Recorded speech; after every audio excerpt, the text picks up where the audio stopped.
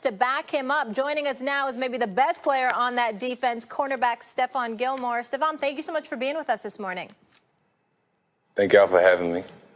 All right, congrats on the win, and I want to start with yesterday's game. Obviously, it was an off game for Tom, but your defense comes up big again. Tell me this, how does it make you feel to pick up the offense when Tom's carried the load for so many years? Oh, for crying out loud, Molly. Yes, look at this.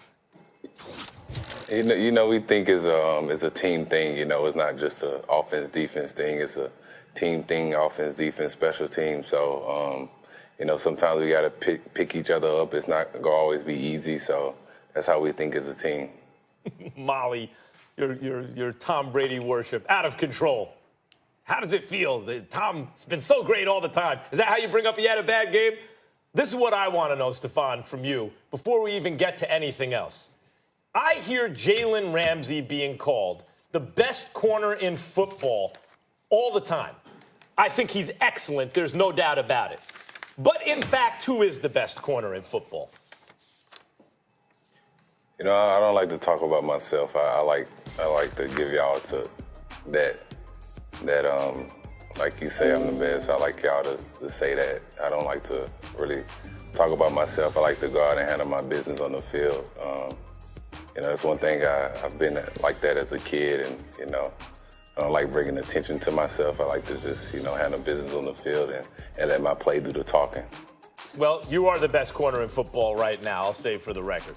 Stephon, you know, when we look at, I want to get into you for a second only in this regard. Obviously, you started your career out in Buffalo, but things really took off for you when you got to New England. Some would say for obvious reasons because you're playing with a better team and obviously an elite coach. But when you look at the New England Patriots, they talked about one time where, you know, when you first arrived, it seemed a bit complicated for you. And then one game, Bill Belichick simplified things and ISO'd you on Mike Evans. And from that point forward, like, I don't know if it was 84% of the time moving forward or whatever, they put you in ISO situations. And obviously from that point forward, you shine. Could you talk about that a little bit? What your career is like in New England and why does it appear to be so different than what it was like for you when you were in Buffalo? You know, that's one thing. I played against, you know, the Patriots a lot, and Bill is a great coach. He know how to use each and every player on the team, and he put players in the best position for them to succeed. And I think, you know, me as a player, he knows what I'm good at, and he know, you know, the style I like to play, lining up on guys, you know, trying to eliminate them for the game, and you know, and that's why he's a great coach, and I'm happy to be on this team right now. I'm not asking about the Patriots right now and the way they feel about it, because I know the stock answer and the reason Belichick's so great and you guys are so great every year is it's the next opponent, next game. I'm talking about you as a player, as a football fan. When you survey the landscape, you look out at the NFL as the reigning and defending champions. Who do you look at and you go, them? When the dust settles, we're probably going to have to face them. Who is that for you? To be honest, we don't really look at it like that. We just, to be honest, we just take it one day at a time, one game at a time. It's the National Football League. You know, you can't slip up each and every week. We got the Redskins this week. They're gonna be ready. You know, it's any given Sunday, so we don't come out and put the work in and play those guys hard. They'll hand it to us. So that's how we think about things. Stephon, let me ask you this. Before the Bills, you guys faced three teams that had yet to win a game: Pittsburgh, Dolphins, Jets. And it felt like there was a good shot the Bills could have won that game. Obviously, Josh Allen goes down with a concussion, and Tom Brady's not 100%. So tell me this. How concerned are you about Tom? I'm not concerned about Tom. He takes care of his body. He works hard. You know, he's one of the best players to ever play. And, you know, I see his work ethic every day. And, you know, I'm just looking forward to this week. He'll come out and have great practice and, you know, do his normal routine, and I think he'll have a great game. A lot of us are talking about the New England Patriots right now. You're number 2 against the pass. You're number 2 against the rush.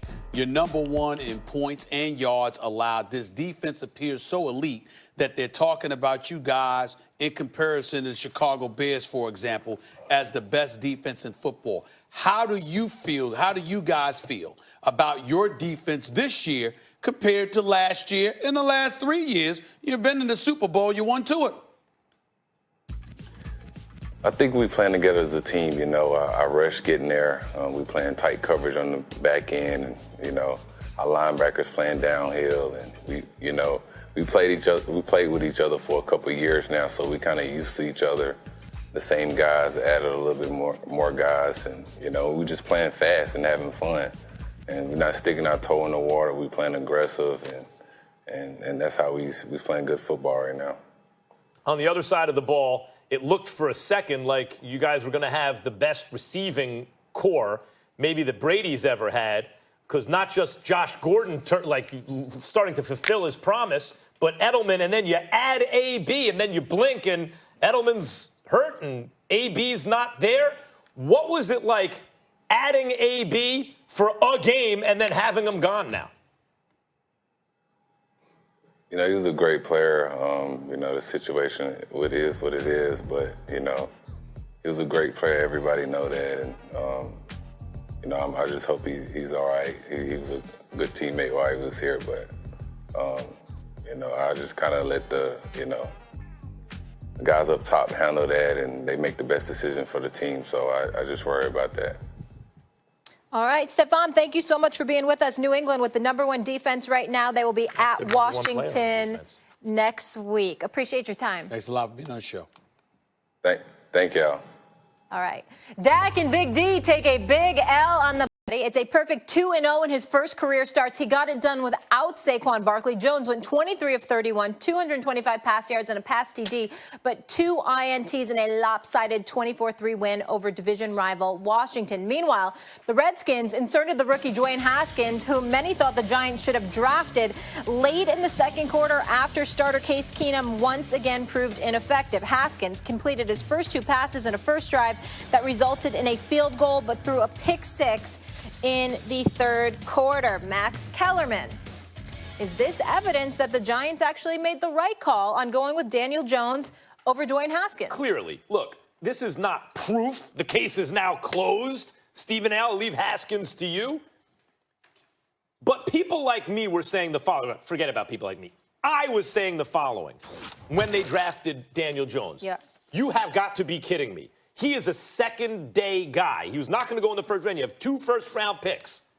Haskins, according to everyone I spoke to, because I did not watch Daniel Jones in college. I was not watching Duke football, right?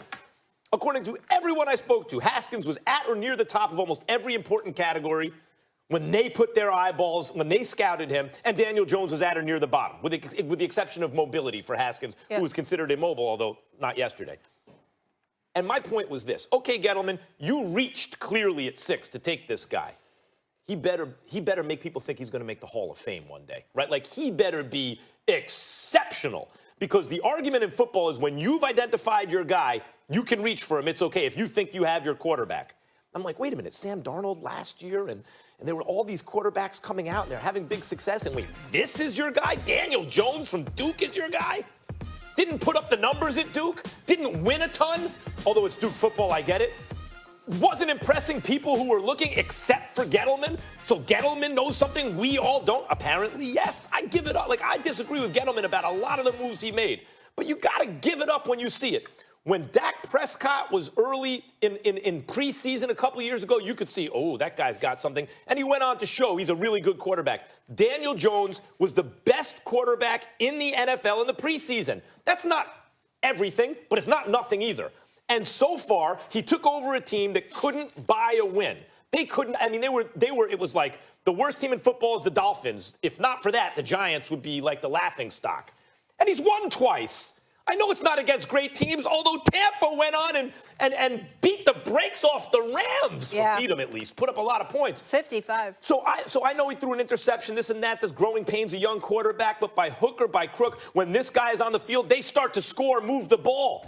As a rookie, his first action he sees in the NFL, he's 2-0. Yes, you cannot, and you know it when you see it. The guy's got arm talent, mobility. He's smart. He processes information quickly. His teammates like him. What more do you want? I got to give it up. Well, I don't. I don't have to give it up. I like what I'm seeing thus far from Daniel Jones, even though Dunbar intercepted him twice yesterday, Quentin Dunbar.